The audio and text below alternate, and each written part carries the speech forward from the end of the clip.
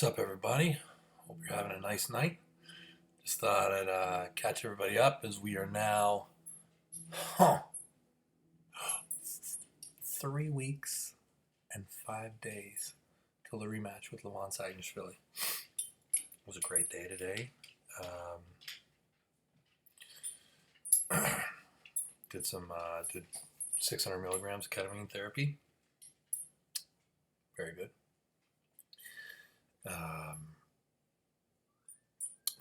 Thought about all sorts of stuff. Healthy for an old brain. I thought a little bit about the match, and during the process of the trip, I don't know why, stuff comes up from your childhood. Thought I'd tell a little story. So we're 3 weeks, 5 days to the match, and I'm 48, and I know I say it a lot, but it's important in the relevance of what the story is. 4 days later, I turned 49. I love that the age of arm wrestling is what it is. I love that you can be, as an athlete, older and be right at the top. I don't know how far it's going to go.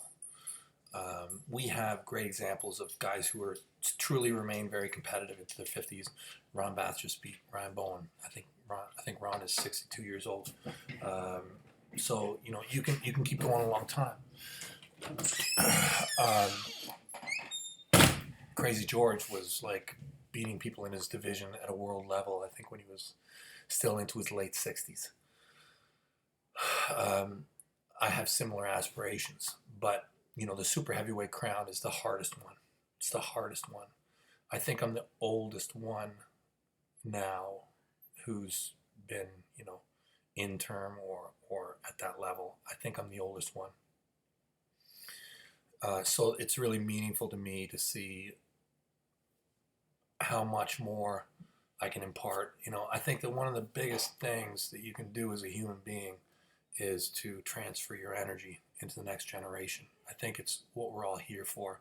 I think it's what you're supposed to do as a human being.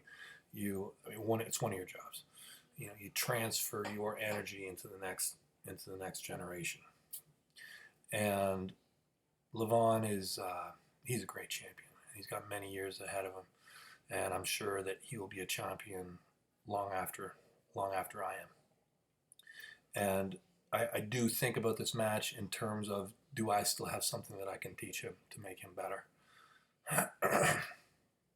and I struggle with that concept. I struggle with it. Can I still teach him something? Last time I wasn't able to. I like to think I can. I like to think that I will be able to teach him a lesson still.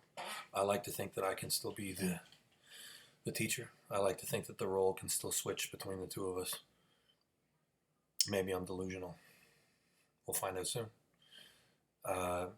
Anyways, if you're still with me, I will now tell you where, in the depths of my mind, I went earlier today. I went back to a time when I was probably in grade school. I think maybe around grade 4 or so. I was a year younger than my grades, so I probably would have been around 8 or 9, I think. And at this point, we used to raise calves. A lot of the farm industry, you can go to the auction and buy cattle when they're just brand new born, like maybe like a week old. My mother and I used to buy lots of calves, like lots of month or less old calves, and we would raise them. We would wake up at 4:30 in the morning, freezing cold in the winter, go out and hot water, make the mixtures of what the calves needed to drink with the bottles, make their protein milk mixture, feed them every morning. We'd have like a dozen of them, and a lot of them would die. It's cold. Canada's a cold place, and our barn wasn't heated, and we did lose some of them. If we had like a dozen, maybe we'd end up with 8, 9. But we try and feed them and turn them over into cattle to have our herd. And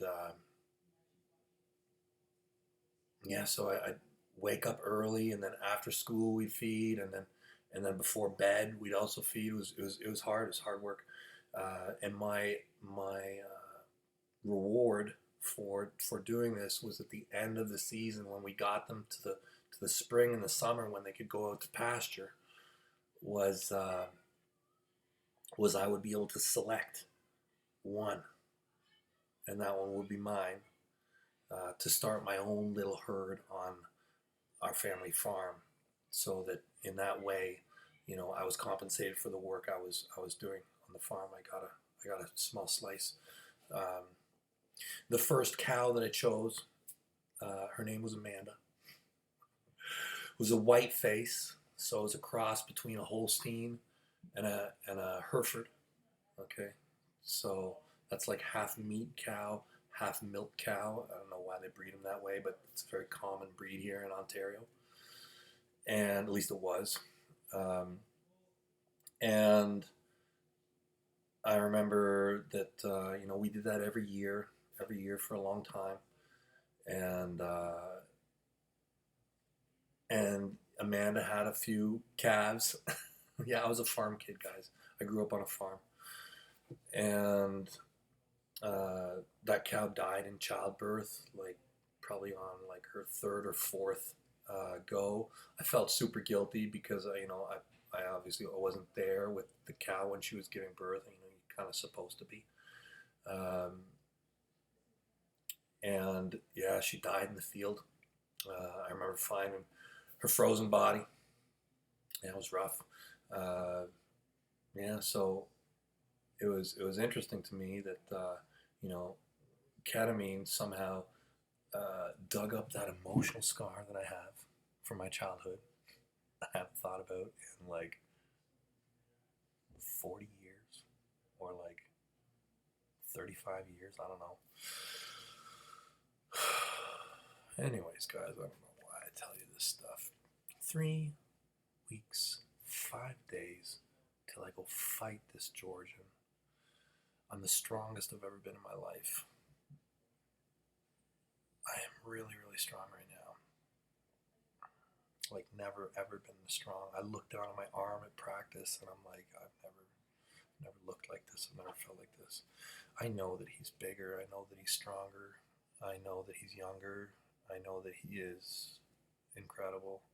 I think I can teach him a lesson still. I will test my frame. He broke my body last time.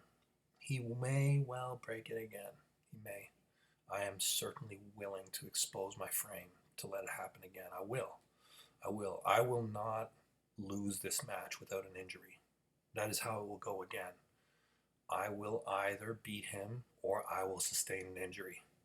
If anything happens and it's not those two options, I will be very, very upset at myself. I can't wait. I cannot wait. I'm eager. Everything has been perfect. Thank you for your time, guys. April 20th. Legacy Hammer. East versus West. #1 ranking. I am your spear.